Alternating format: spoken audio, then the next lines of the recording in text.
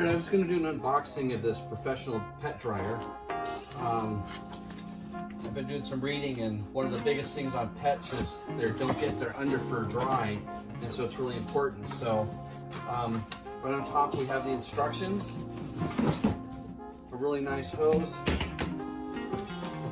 we'll go ahead, we have the different attachments. Go ahead and get this open.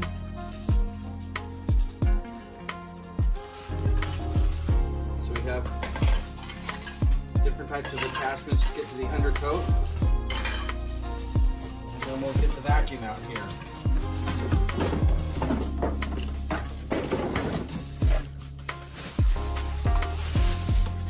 It has a really nice heavy feel to it. Has a digital display on it, a really nice long extension cord. And so I'll read the instructions and we'll try this out on my Pomeranian and see how it works. So after doing a little bit of reading, to replace the filter, I'm going to unscrew this on the back.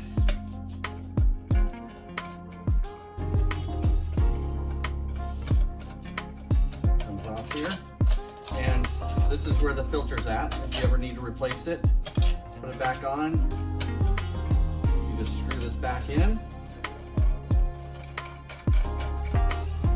Tighten that up there. To attach the hose, you want to screw it on to this, and this is so you can put the attachments on. So get that screwed on there, and the attachments go in there. And same thing when you're attaching it to the dryer, you're just going to go ahead and screw it in.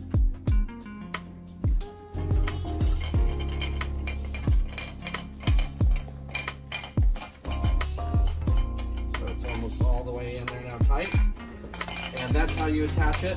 The hose, like I said, it's really long. We'll get it turned on here. Here's our power button, our different modes, and we'll get it tested out here now that I know how to use it. Up on our breast here.